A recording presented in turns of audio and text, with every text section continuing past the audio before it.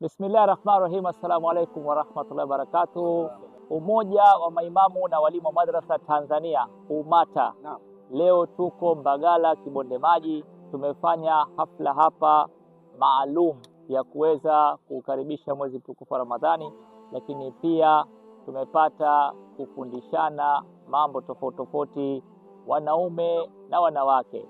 Kama mnavyojua, UMATA ni maimamu pamoja na walimu wa madrasa.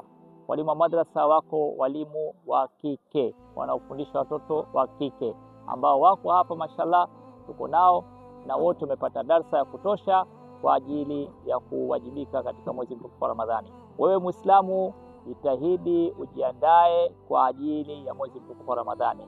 Allah subhanahu wa ta'ala atie baraka katika hii Shaaban na atujalie tufike katika Ramadhani hali ya kuwa tuna amani na salama. Tuendelee kuhubiri amani, tuendelee kuwa sisi mabalozi wa amani.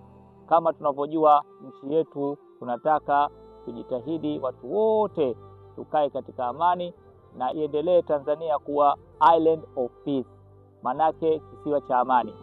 Hii itawezekana mimi na wewe tukishirikiana. Jazakumullah khair wa ahsan jazaa fi darin. Shukran.